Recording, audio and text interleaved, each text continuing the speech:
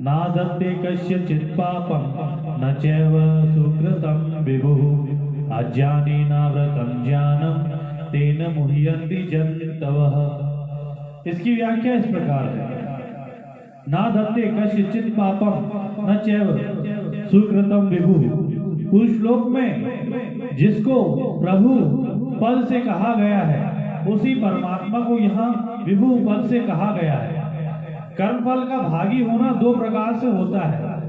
जो कर्म करता है वह भी कर्मफल का भागी होता है और जो दूसरे से कर्म करवाता है वह भी कर्मफल का भागी होता है। परंतु परमात्मा ना तो किसी के कर्म को करने वाले हैं और ना कर्म करवाने वाले ही हैं, अतः वह किसी के भी कर्म का फलभागी नहीं हो सकते।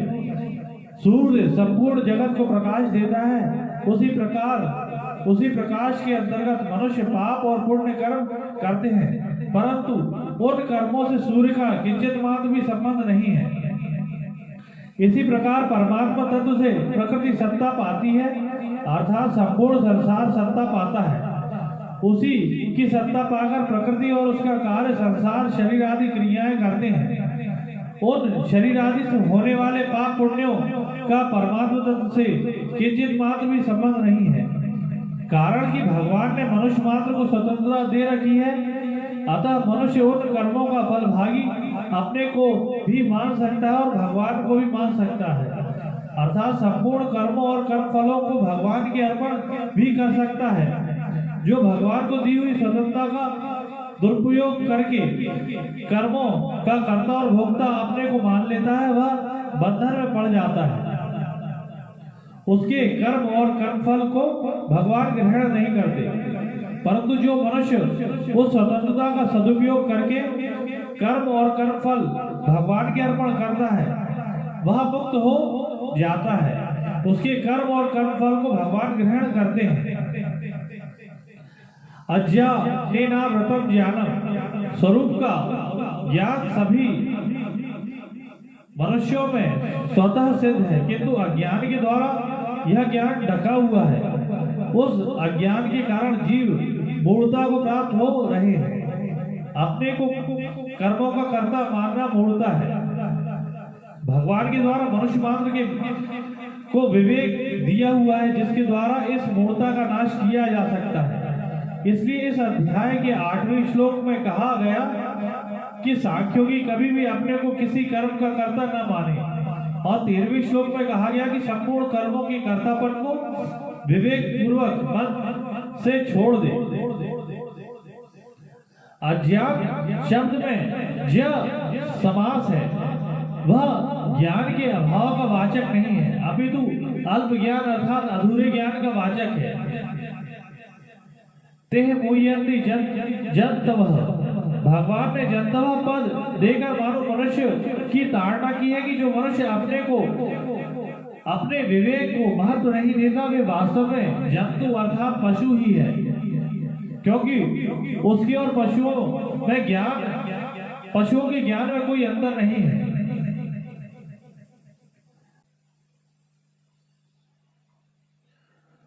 पूर्व श्लोक में भगवान ने बताया कि अज्ञान के द्वारा ज्ञान ढका जाने के कारण सब जीव मोहित हो रहे हैं। अपने विवेक के द्वारा उस अज्ञान का नाश कर देने पर जिस ज्ञान का उदय होता है उसकी महिमा आगे के श्लोक में कहते हैं।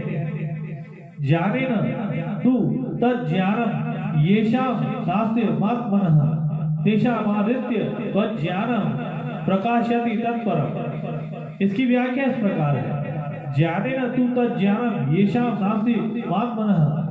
पीछे के श्लोक में कहीं बात से विलक्षण बात बताने के लिए यहाँ तू पद का प्रयोग किया गया है। पीछे के श्लोक में जिसको ज्ञानेन पद से कहा गया है उसको ही यहाँ तत् ज्ञान पद से कहा गया है।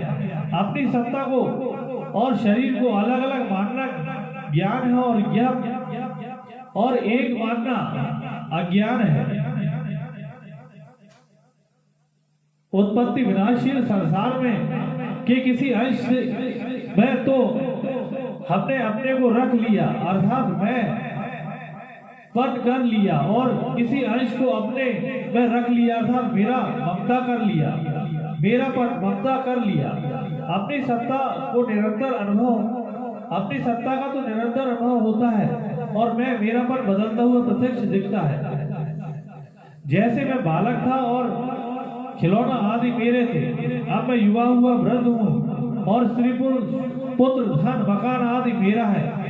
इस प्रकार मेरापन के परिवर्तन का ज्ञान हमें है, पर अपनी सत्ता के परिवर्तन का ज्ञान हमें नहीं है। यह ज्ञान अर्थात विवेक है। तेषामादित्य वज्ञान प्रकाशमितं परम। विवेक के सर्वथा जागृत होने पर परिवर्तनशील की निवृत्ति हो जाती है। परिवर्तनशील की निवृत्ति होने पर अपने स्वरूप का स्वच्छ बोध हो जाता है, जिसके होते ही सर्वत्र परिपूर्ण परमात्मा तत्व प्रकाशित हो जाता है, अर्थात उसके साथ अभेदता का अनुभव हो जाता है। जिस स्थिति में सर्वत्र परिपूर्ण परमात्मा तत्व का अनुभव हो जाता है, उस स्थिति की प्राप्ति के लिए आगे के श्लोक में साधन बताते हैं। तद बुधय यस तद दान मान स्त निष्ठा स्त परायणः यक्षत्य पुनरावृत्तिम जानने धूत कल्वशा। इसकी व्याख्या इस प्रकार है। परमात्मा तत्व का अनुभव करने के लिए दो प्रकार के साधन हैं। एक तो विवेक के द्वारा असत का त्याग करने पर सत में स्वरूप स्थिति स्वतः हो जाती है, और दूसरा सत का चिंतन करते करते सत की प्राप्ति हो जाती है।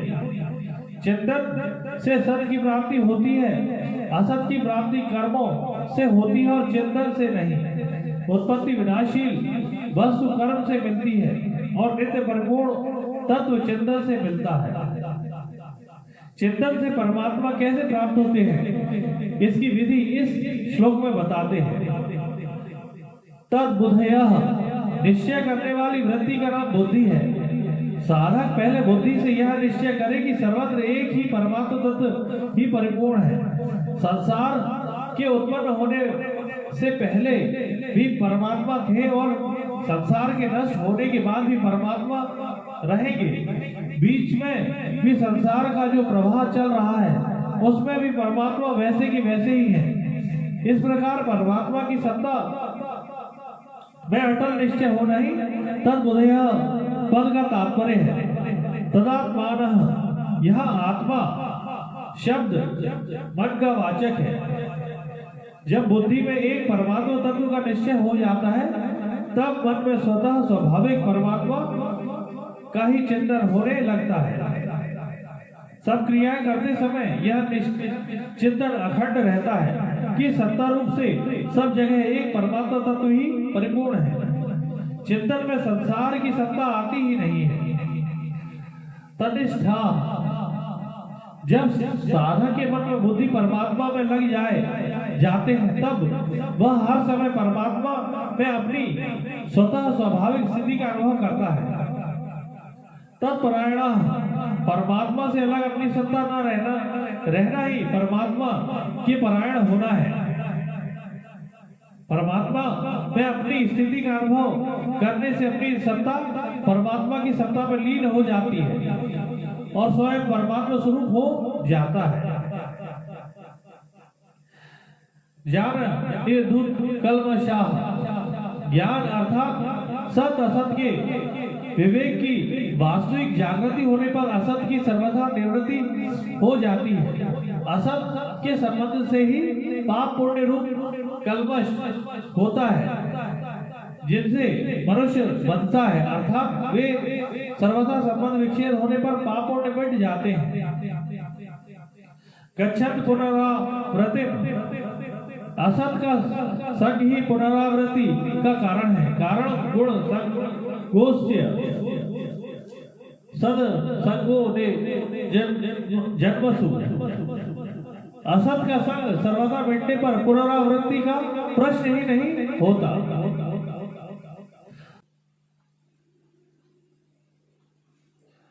पूर्व श्लोक में वर्णित साधक द्वारा सिद्ध हुए महापुरुष का ज्ञान व्यवहार काल में कैसा रहता है, इसे आगे के श्लोक में बताते हैं। विद्या विनय संपन्ने ब्राह्मणे गविहस्तनि शुनिचैव शुपाके च पंडिताः समदर्शनः। इसकी व्याख्या इस प्रकार है।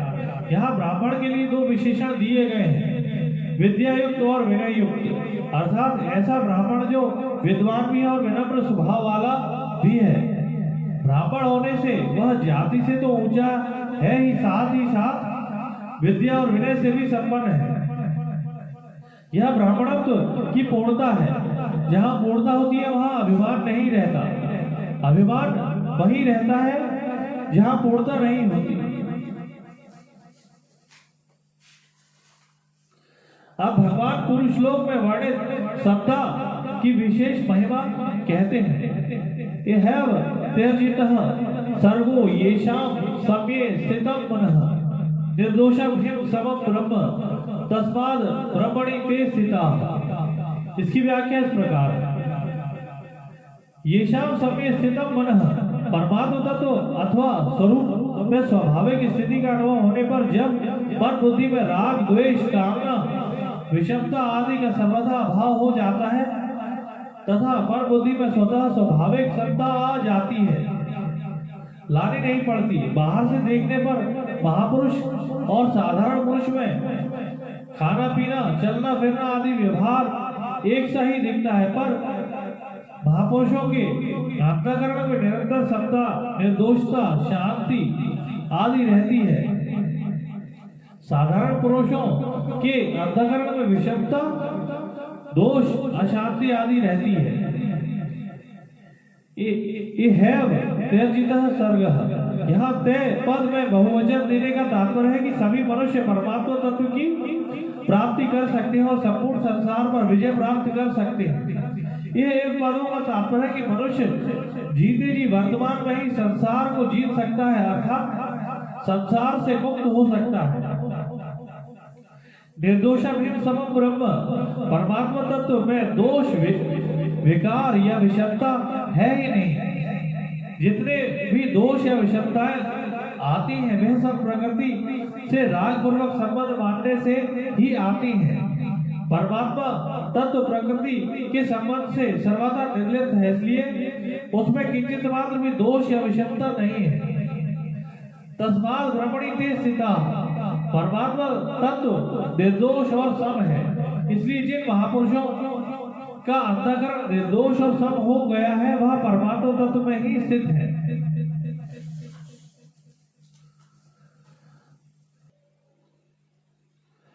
पुरुष लोक में जिस स्थिति का वर्णन हुआ है उसकी प्राप्ति का साधन तथा सिद्ध के लक्षणों का वर्णन आगे के श्लोक में करते हैं।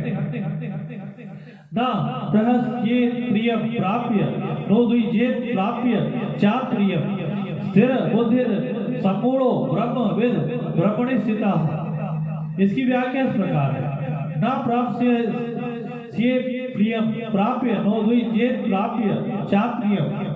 शरीर इंद्रिय मन बुद्धि सिद्धांत संप्रदाय शास्त्र आदि के अनुकूल प्राणी पदार्थ घटना परिस्थिति आदि की प्राप्ति होना ही प्रिय को प्राप्त होना है।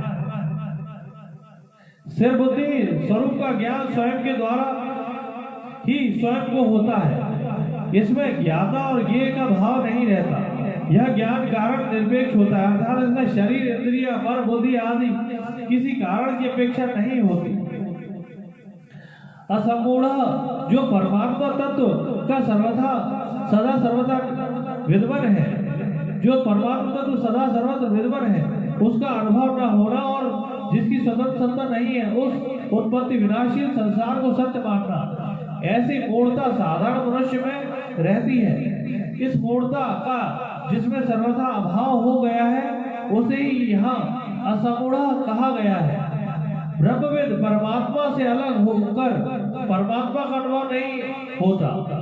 परमात्मा का अनुभव होने से अनुभवीता अनुभव और अनुभाव्य यह त्रिपुटी नहीं रहती, अपितु त्रिपुटी रहित अनुभव मात्र ज्ञान मात्र रहता है।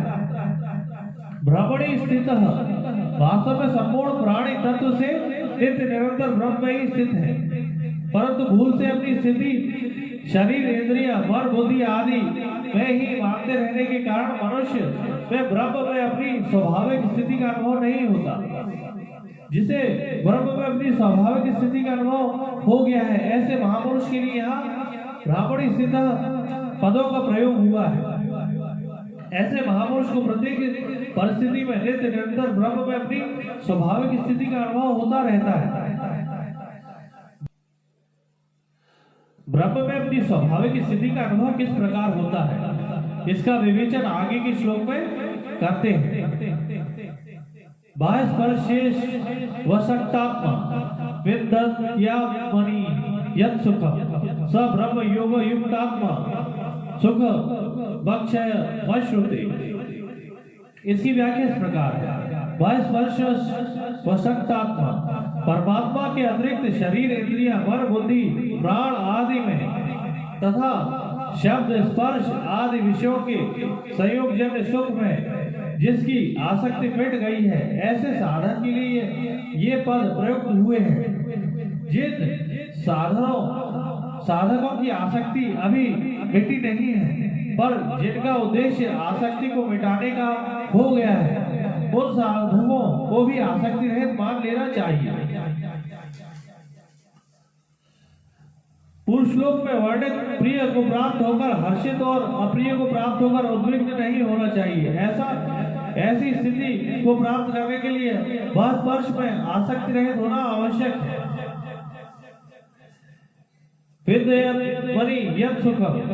बाह्य पदार्थों की आसक्ति मिटने पर अंतःकरण में सात्विक सुख का अनुभव हो जाता है। बाह्य पदार्थों के संबंध से होने वाला सुख राजस होता है। जब तक मनुष्य राजस सुख लेता रहता है, तब तक सात्विक सुख का अनुभव नहीं होता। राजस सुख में आसक्ति रहित होने से ही सात्विक सुख का अनुभव होता है। स ब्रह्म योग युक्तात्मा संसार से राग मिटते ही ब्रह्म में अभिन्न भाव से स्वतः स्थिति हो जाती है, जैसे अंधकार का नाश होकर प्रकाश होना। सुख क्षय वश्रुते। जब तक साधक सात्विक सुख का उपभोग करता है, तब तक उसमें सूक्ष्म परिच्छिन्नता रहती है। सात्विक सुख का भी उपभोग न करने से अहम का सर्वथा अभाव हो जाता है और साधक को परमात्मा स्वरूप चिन्मय और नित्य एक रस रहने वाली अविनाशी सुख का अनुभव हो जाता है।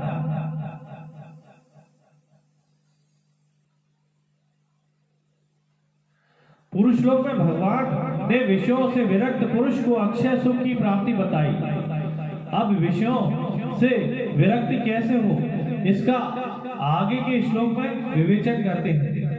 यही संस्पर्श जा भोगा दुख यो नय एवते अध्यात्मवन्तः कौन्तेय ततेषु रमते बुधः। इसकी व्याख्या इस प्रकार है। यही स्पर्श जा भोगा शब्द स्पर्श रूप रस और गंध, इन विषयों से इंद्रियों का राग पूर्वक संबंध होने पर ही सुख प्रतीत होता है, उसे भोग करते कहते हैं। संबंध जन्य अन्य इंद्रिय जन्य भोग में मनुष्य कभी स्वतंत्र नहीं है। सुख सुविधा मान बढ़ाई मिलने पर प्रसन्न होना भोग है। अपनी बुद्धि में जिस सिद्धांत का आदर है, दूसरे व्यक्ति से उसी सिद्धांत की प्रशंसा सुनकर जो प्रसन्नता होती है, सुख होता है, वह भी एक प्रकार का भोग ही है। तात्पर्य यह है कि परमात्मा के सिवाय जितने भी प्रकृति जन्य प्राणी पदार्थ परिस्थितियां अवस्थाएं आदि हैं, उनसे किसी भी प्रकृति जन्य कारण के द्वारा सुख की अनुभूति करना भोग ही है। अध्यात्मवन्तः संपूर्ण भोग आने जाने वाले हैं, अनित्य है, परिवर्तनशील है। बाबे वांशो जीव लोग, इसलिए उसे परमात्मा से ही अक्षय सुख मिल सकता है।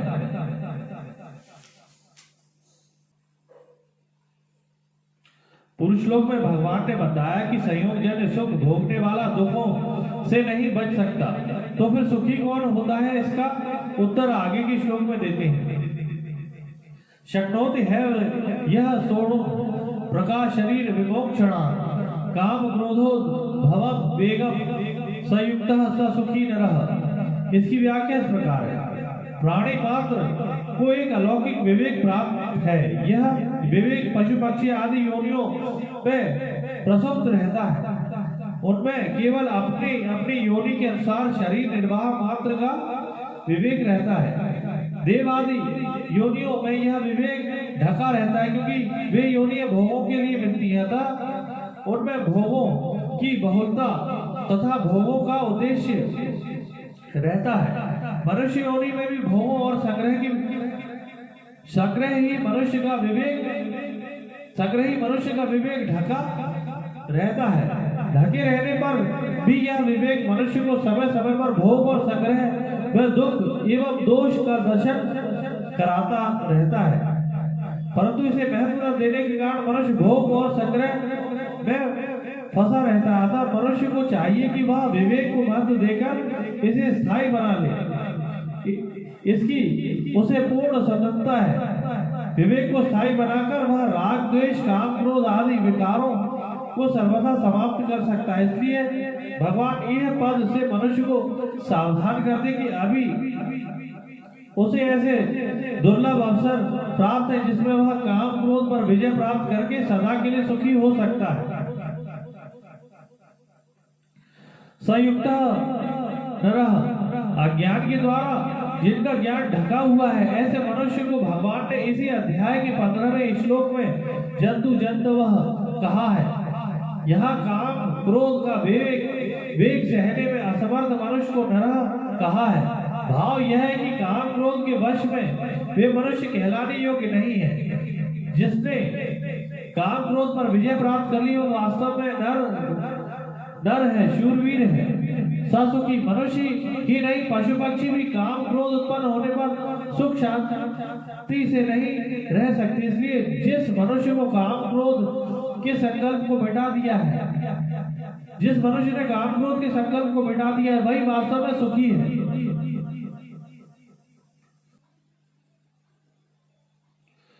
बाह्य संबंध से होने वाले सुख के अनर्थ का वर्णन करके भगवान अभ्यंतर तत्व के संबंध से होने वाले सुख की महिमा का वर्णन करते हैं। क्योंतः सुखोत्तरा रावस्तांत ज्योतिरेव यह संयोगी ब्रह्म निर्वाण ब्रह्मभूत दिगच्छति। इसकी व्याख्या इस प्रकार है। जिसको प्रकृतिजन्य बाह्य पदार्थों में सुख प्रतीत नहीं होता, अभी तो एकमात्र परमात्मा में ही सुख मिलता है, ऐसे साधक को यहाँ अंधा सुख कहा गया है।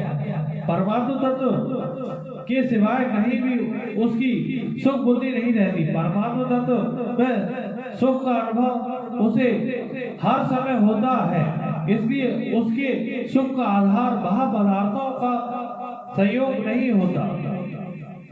जो सदा के लिए ना मिले और सभी को ना मिले वह बाह्य है, परंतु जो सदा के लिए मिले और सभी को मिले वह अभ्यंतर है। जो भोगों में रमण नहीं करता, अभी तो केवल परमात्मा तत्व में ही रमण करता है, और व्यवहार काल में जिसका एकमात्र परमात्मा तत्व में ही व्यवहार हो गया है, ऐसे साधक को यहाँ अंतरा राम कहा गया है। संयोगी ब्रह्म निर्वाण ब्रह्मभूत दिगच्छति।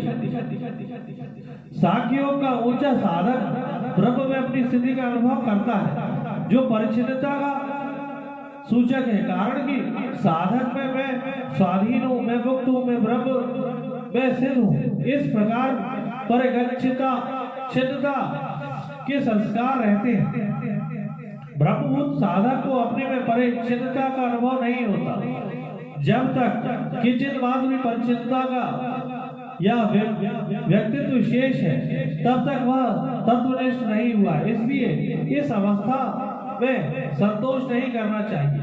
ब्रह्म निर्वाण पद का अर्थ है जिसमें कभी कोई हलचल हुई नहीं है, नहीं होगी और हो सकती भी नहीं। ऐसा निर्वाण अर्थात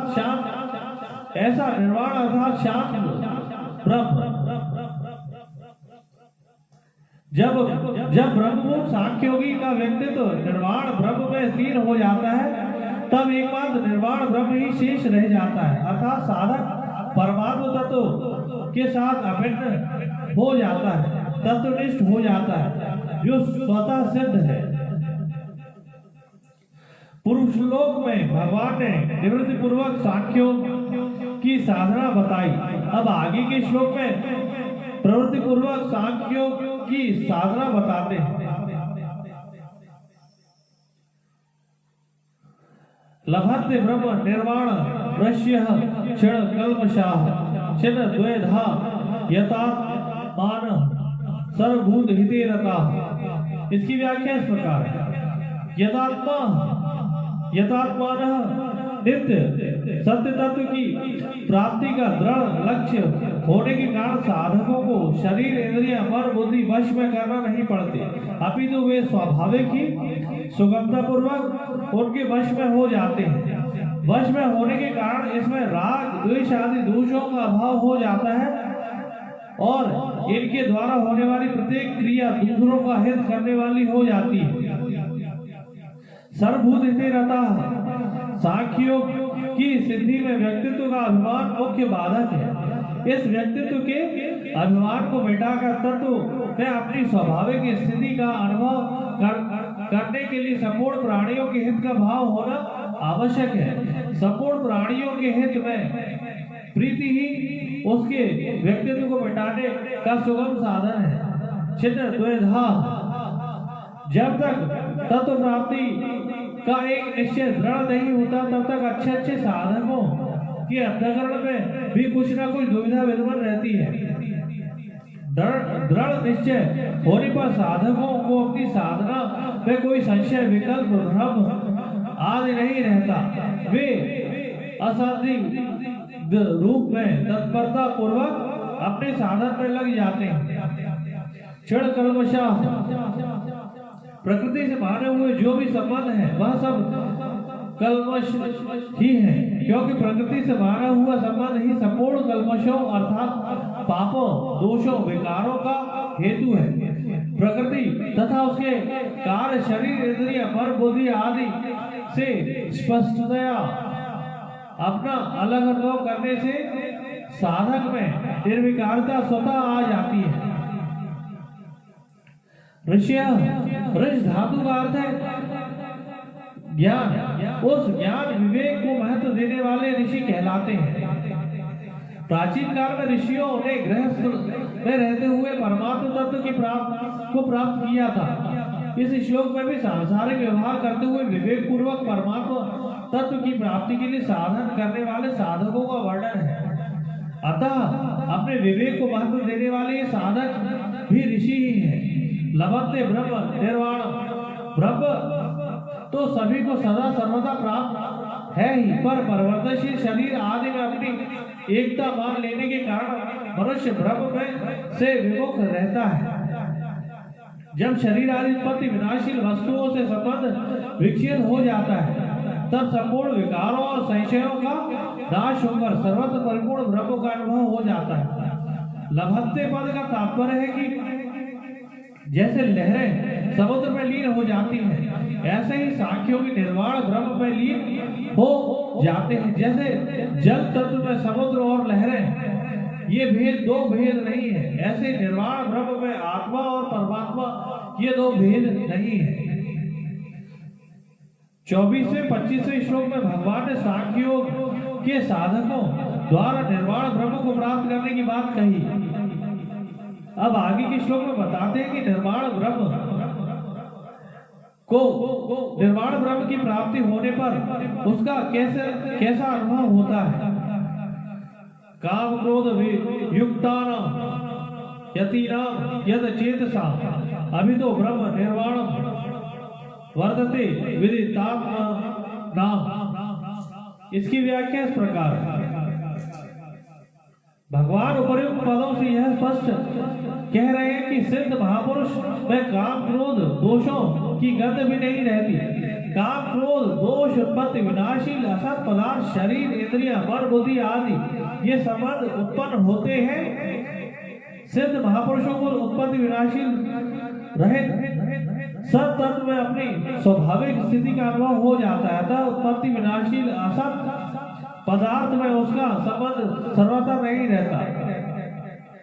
उसके अनुभव में अपने कहलाने वाले शरीर अंतःकरण संपूर्ण संसार के साथ अपने संबंध का सर्वथा भाव हो जाता है, अतः उसमें काम क्रोध आदि विकार कैसे उत्पन्न हो सकते हैं।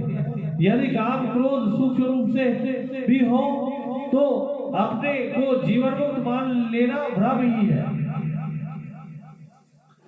जब तक असत का संबंध रहता है तब तक मन वश में नहीं होता। असत का सर्वथा न रहने से महापुरुषों का कहलाने वाला मन स्वतः वश में रहता है। अभी तो ब्रह्म निर्वाण वर्तते विधि तात्पर्य अपने स्वरूप का वास्तविक बोध हो जाने से उन महापुरुषों का यहाँ विदतात्मन कहा गया है। तात्पर्य है कि जिस उद्देश्य को लेकर मनुष्य जन्म हुआ है और मनुष्य जन्म की इतनी महिमा गाई गई है, उसको उन्होंने प्राप्त कर लिया। अब आगे के 2 श्लोकों में भगवान यह बताते हैं कि जिस तत्व को ज्ञान योगी और कर्म योगी प्राप्त करता है उसी तत्व को ध्यान योगी भी प्राप्त कर सकता है। स्पर्शन कृत्वा बहिर्ब्रह्मश्च वान्तरे भ्रुवो प्राणपानो समो कृत्वा नासाभ्यंतर चारिणो यतेन्द्रिय मनो बुद्धिर मोक्ष परायणः विगते भय क्रोधो यह सदा मुक्त एव सह। इसकी व्याख्या इस प्रकार है। स्पर्शन कृत्वा बहिर्ब्रह्म ध्यान परमात्मा के सिवाय सब पदार्थ बाह्य है। बाह्य पदार्थों को बाहर ही छोड़ देने का तात्पर्य है कि मन में बाह्य विषयों का चिंतन न करें। चक्षुश्चै वान्तरे भ्रुवो, यहाँ भ्रुवो अंतरे पद से दृष्टि को दोनों भावों के बीच में रखना, अर्थात दृष्टि को नासिका के अग्रभाग में रखना, ये दोनों ही अर्थ लिए जा सकते हैं। प्राणपानो समो कृत्वा रसा भयंतर चारेणो, नासिका से बाहर निकलने वाली वायु को प्राण और नासिका के भीतर जाने वाली वायु को पान कहते हैं। यतेन्द्रिय मनोबुद्धि, प्रत्येक मनुष्य में एक तो इंद्रियों का ज्ञान रहता है और एक बुद्धि का ज्ञान। इंद्रियां और बुद्धि दोनों के बीच में मन का निवास है। मनुष्य को यह देखना यह है कि उसके मन पर इंद्रियों के ज्ञान का प्रभाव है या बुद्धि के ज्ञान का प्रभाव है, अथवा आंशिक रूप से दोनों ही ज्ञान का प्रभाव है। मुनिर्मोक्ष परायण, परमात्मा प्राप्ति करना ही जिसका लक्ष्य है, ऐसे परमात्मा स्वरूप का वर्णन करने वाले साधक को यहाँ मोक्ष परायण कहा गया है। विगते इच्छा भय क्रोधो, यह अपनी इच्छा की पूर्ति में बाधा देने वाले प्राणी को अपने से सबल मानने पर उसे भय होता है और निर्बल मानने पर उसे क्रोध आता है। ऐसे ही जीने की इच्छा रहने पर मृत्यु से भय होता है और दूसरों को अपनी इच्छा पूर्ति करवाने और दूसरों पर अपना अधिकार जमाने की इच्छा से क्रोध होता है। अतः भय और क्रोध होने से ही इच्छा होने में इच्छा ही मुख्य है। सदा मुक्त एव सह, उत्पत्ति विनाशी पदार्थों के साथ अपना संबंध मानना ही बंधन है। इस माने हुए संबंध का सर्वथा त्याग करना ही मुक्ति है। सदा मुक्त एव पदों का तात्पर्य है कि वास्तव में साधक स्वरूप से सदा मुक्त ही है। केवल उत्पत्ति विनाशी उत्पन्न और नष्ट होने वाली वस्तुओं को अपना संबंध मानने के कारण उसे अपने मुक्त स्वरूप का अनुभव नहीं हो रहा है। संसार से माना हुआ संबंध मिटते ही स्वतः सिद्ध मुक्ति का अनुभव हो जाता है। भगवान ने योग निष्ठा और सांख्य निष्ठा का वर्णन करके दोनों के लिए उपयोगी ध्यान योग का वर्णन किया। अब सुगमता पूर्वक कल्याण करने वाली भगवत निष्ठा का वर्णन करते हैं। भोक्तारम यज्ञ पसाम सर्वलोक महेश्वरम सुहृदम सर्वभूतानाम ज्ञात्वा मां शांति रक्षति। इसकी व्याख्या इस प्रकार है। जब मनुष्य कोई शुभ कर्म करता है तब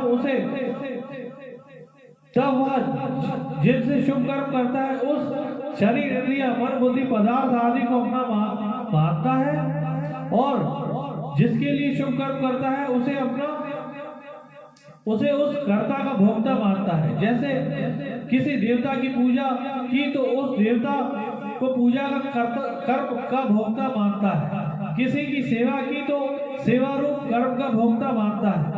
किसी भूखे व्यक्ति को अन्न दिया तो उसे अन्न का भोक्ता मानता है आदि। इस मान्यता को दूर करने के लिए भगवान उपयुक्त पदों वे कहते हैं कि वास्तव में संपूर्ण शुभ कर्मों का भोक्ता मैं ही हूँ। कारण कि प्राणी मात्र के हृदय में भगवान ही विद्यमान है, इसलिए किसी का पूजन करना, किसी को अन्न जल देना, किसी को मार्ग बताना आदि जितने भी शुभ कर्म है उन सब का भोक्ता भगवान को ही मानना चाहिए। लक्ष्य भगवान पर ही रहना चाहिए, प्राणी पर नहीं। सुहृदम सर्वभूतानां ज्ञात्वा मां शांति रक्षति। जो मनुष्य संपूर्ण लोकों में ईश्वर के भी ईश्वर है, वे बिना कारण स्वाभाविक ही प्राणी मात्र हित करने वाले, प्राणी मात्र की रक्षा करने वाले तथा प्राणी मात्र से प्रेम करने वाले हैं। ऐसे हितैषी रक्षक तथा प्रेमी दूसरा कोई नहीं। इस प्रकार जान लेने से परम शांति प्राप्त हो जाती है, क्योंकि वे वास्तव में ऐसे ही हैं। ओम तत्सदिति श्रीमद् भगवद गीतासु उपनिषत्सु ब्रह्म विद्यायां योग शास्त्रे श्री कृष्ण अर्जुन संवादे कर्म संन्यास योगो नाम पंचमोध्यायः। इस प्रकार ओम तत्सत इन भगवान नामों के उच्चारण पूर्वक ब्रह्म विद्या और योग शास्त्र में श्रीमद् भगवद गीता उपनिषद रूप श्री कृष्ण अर्जुन संवाद में कर्म संन्यास योग नामक 5वां अध्याय पूर्ण हुआ।